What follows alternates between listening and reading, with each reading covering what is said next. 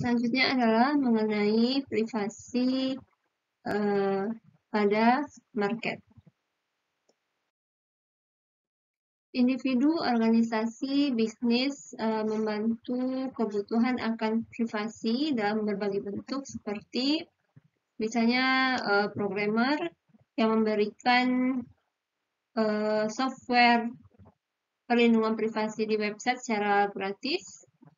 Kemudian ada juga entrepreneur yang membangun perusahaan baru untuk menyediakan proteksi privasi berbasiskan teknologi, serta bisnis-bisnis besar seperti Privacy Right Clearing House yang menyediakan sumber daya informasi. Kemudian terdapat organisasi aktivis seperti Electronic Privacy Information Center yang memberikan informasi kepada publik, mengajukan tuntutan hukum, dan juga mengadvokasi perlindungan privasi yang lebih baik. Aplikasi baru seringkali menjadi sebuah alternatif solusi untuk menyelesaikan permasalahan yang disebabkan oleh teknologi lain. Setelah teknisi menyadari penggunaan cookie oleh situs web, mereka membuat cookie disabler dan membuatnya tersedia di web. Kemudian terdapat juga software untuk memblok iklan setelah hadirnya berbagai macam iklan di berbagai website. Beberapa perusahaan juga menjual spyware, bahkan juga secara gratis.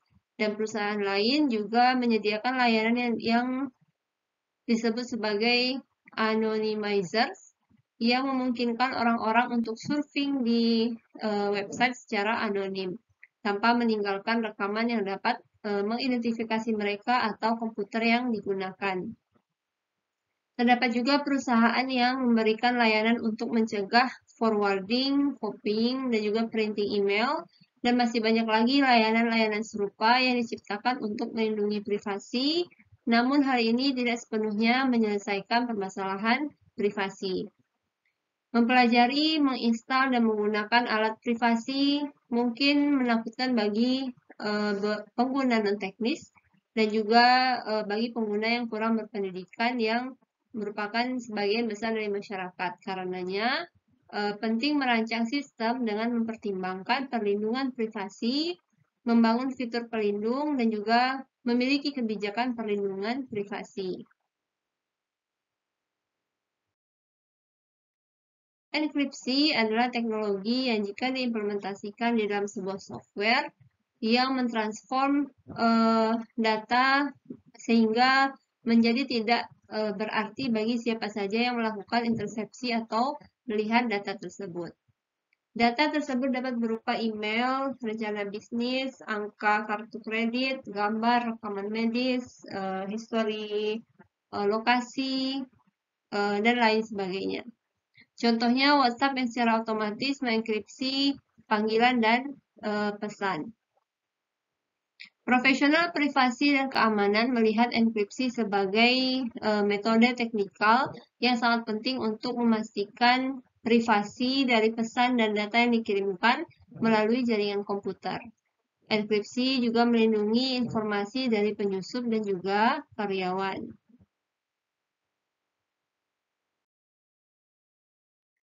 Berbagai macam iklan muncul melalui HP, komputer, dan device lainnya yang kebanyakan sangat mengganggu. Beberapa dari iklan tersebut juga menjadi penyebab lambatnya proses download konten yang kita inginkan, dan juga beberapa menyerap daya baterai dari komputer atau laptop kita. Dan terdapat juga iklan yang melacak aktivitas online dan mengumpulkan informasi personal untuk kemudian disalahgunakan, dan beberapa iklan juga menginstal perangkat lunak yang berbahaya. Sebuah industri periklanan mengestimasi bahwa di Amerika terdapat sekitar 26% pengguna internet yang menginstal ad blocker di komputer mereka. Ketika Apple merilis versi sistem operasi mobile-nya yang memungkinkan aplikasi untuk memblok iklan, maka dalam waktu 1 minggu terdapat ribuan pengguna yang menginstal aplikasi tersebut. Namun menjadi pertanyaan bagi software developer dan juga penerbit web, terkait etika melakukan blocking iklan atau menjual aplikasi tersebut ke jutaan pengguna. Iklan dapat membantu penerbit website untuk mendapatkan atensi publik dan juga jika terlalu banyak orang yang menggunakan aplikasi untuk memblok iklan, maka banyak konten dan pekerjaan yang akan hilang yang merupakan sebuah dampak negatif terhadap sosial. Menurut perspektif deontologi, memblokir iklan tidak melanggar larangan etis untuk berbohong. Sedangkan menurut utilitarian analysis, mereka mempertimbangkan konsekuensi jika dilakukan blocking iklan dan mempromosikan aplikasi untuk melakukan blocking iklan. Menurut utilitarian, mereka menganalisa konsekuensi positif dan negatif dari memblocking iklan.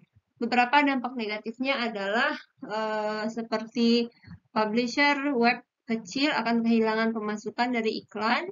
Kemudian konten yang awalnya gratis bisa jadi menjadi berbayar atau tidak tersedia. Dan orang yang menggunakan aplikasi untuk memblok iklan akan kehilangan kesempatan untuk mengetahui produk yang mungkin ia inginkan.